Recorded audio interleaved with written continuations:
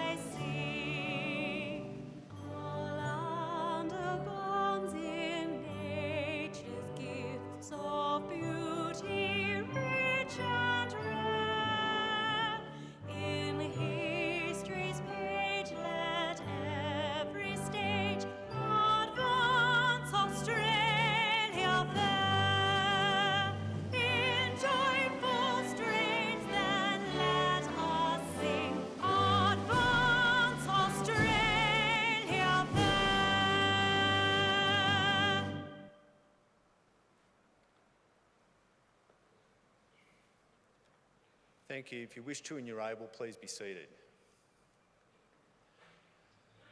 The Australian War Memorial was the vision of Charles Bean, Australia's First World War official historian. Bean landed with the Australian troops on Gallipoli and stayed with them at the front through to the end of the war. The idea of this national memorial and museum came to him at Pozières, France, in the depths of the bloody fighting of 1916. Bean's idea was that this would be a place where families and friends could mourn loved ones buried in faraway places. It would also be a place that could help all Australians understand what these men and women had endured and what they had done for us. Bean's vision, to which we remain true, is best expressed as inscribed in the entrance to the memorial's galleries. Here is their spirit in the heart of the land they loved, and here we guard the record which they themselves made. Tonight, we will read the story behind just one of those on the Roll of Honour, which lists the names of more than 103,000 men and women who have given their lives for us in war and on operations for more than a century. But first we present a lament, Flowers of the Forest. Wreaths or floral tributes will now be laid at the base of the pool of reflection.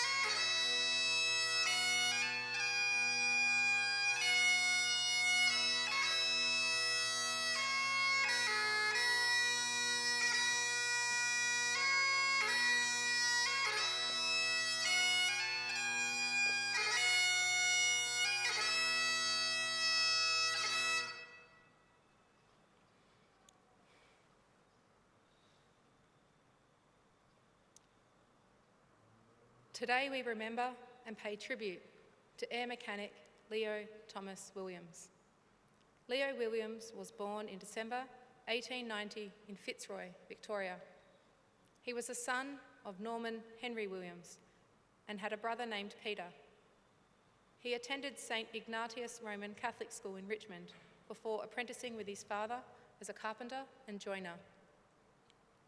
Leo Williams enlisted in the Australian Imperial Force on the 8th of March 1915 at Colac in Victoria. He was assigned to the Australian Flying Corps as an air mechanic. Australia was the only British dominion to set up a flying corps for service during the First World War. After 6 weeks of training, Thomas left Melbourne in RMS Morea on the 20th of April, bound for the Middle East. Williams arrived at Basra, Iraq on the 26th of May 1915 and was taken on strength of the Mesopotamian half-flight. In February 1915, the Viceroy of India had requested Australian pilots, mechanics, aircraft and equipment to assist in fighting the Ottomans in Mesopotamia. The Australian government offered 4 pilots, about 20 mechanics, 2 motor vehicles and tools. This was about half the strength of a standard Royal Flying Corps flight and thus was called a half-flight. In September 1915, 12 other air mechanics under the command of Sergeant George McAnulty arrived at Basra and joined half-flight. Half-flight, along with the 6th Division of the Indian Expeditionary Force, were involved in the Tigris campaign, an attempt to capture Baghdad and force the withdrawal of the Ottoman army from the region. Pilots were expected to undertake daily reconnaissance flights in largely unsuitable and damaged aircraft, while the air mechanics were required to make constant repairs and upgrades. The division made a quick advance from Basra to Azizah, 80 kilometres south of Baghdad, by the beginning of October 1915. The advance was aided by the capture of the city, Kut El Amara, in late September, with air assistance provided by the pilots of the Australian Flying Squadron. The Ottoman forces withdrew to the ruins of an ancient city 35 kilometres south of Baghdad. Buoyed by intelligence reports suggesting the Ottoman army had no reserves stationed at Baghdad, the 6th Division prepared an assault for the end of November, supported by half-flight. The British attack on the first day was successful, with the 6th Division capturing the 1st and 2nd Ottoman lines around the ruins. But by the beginning of December, the 6th Division and half-flight were forced to retreat back to Kut El Amara, where they were surrounded. With 11,600 men trapped inside the city, a siege began. 9 Australian air mechanics were among those trapped in Kut El Amara, including Leo Williams. Members of half-flight who had managed to avoid being trapped established a base at Al Ghabi and airdropped food, medical supplies, spare parts, money and a millstone to the trapped division at Kut El Amara. In the city, the Australian air mechanics worked incessantly, operating the mills, grinding the wheat and barley supplied by half-flight, and making repairs where possible to the equipment in the city. The half-flight delivered over 8.5 tonnes of supplies between December 1915 and April 1916, but the situation of the men trapped in Kut El Amara continued to worsen. On the 29th of April 1916, the emaciated garrison was forced to surrender to the Ottoman army. Thousands of sick and starving troops were taken prisoner and began the 1,700-kilometre march from Kut El Amara to Anatolia in Turkey.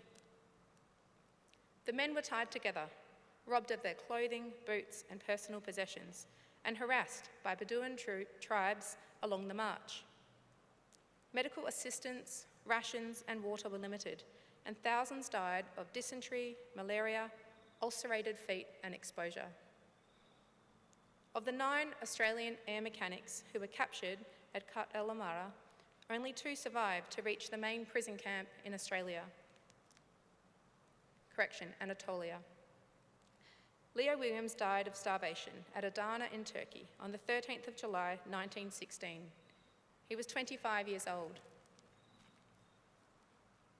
Leo's final resting place was never recovered. He is commemorated on the Basra Memorial in Iraq. His name is also listed on the Roll of Honour on my right, among almost 62,000 Australians who died while serving in the First World War. A photograph of his headstone is displayed beside the pool of reflection. This is but one of the many stories of sacrifice told here at the Australian War Memorial. We now remember Air Mechanic Leo Thomas Williams, who gave his life for us, for his freedoms, and in the hope of a better world.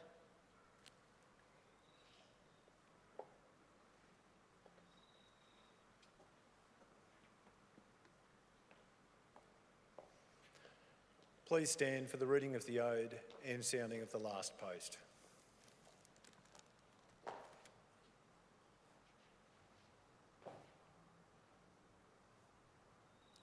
They shall grow old, as we that are left grow old. Age shall not weary them, nor the years condemn.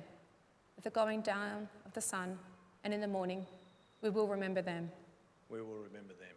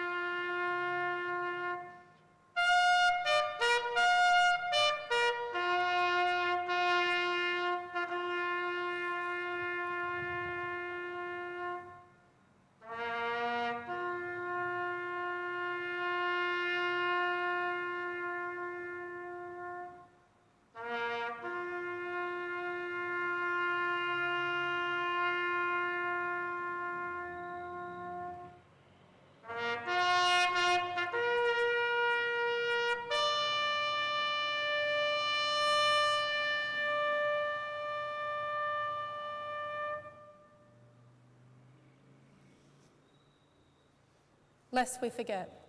Lest we forget.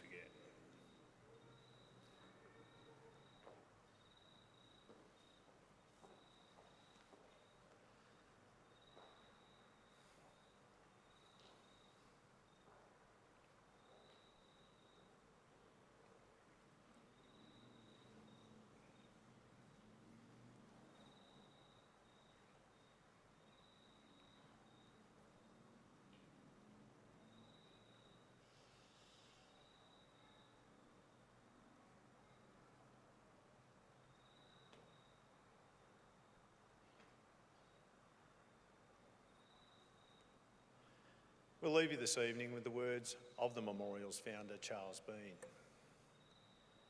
Many a man lying out there at Pozières or in the low scrub of Gallipoli, with his poor, tired senses barely working through the fever of his brain, has thought in his last moments, well, it's over, but in Australia, they will be proud of this.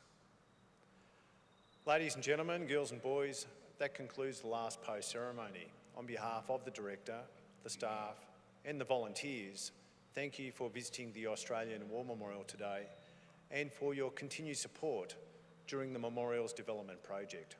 Wish you all a very pleasant evening. Thank you.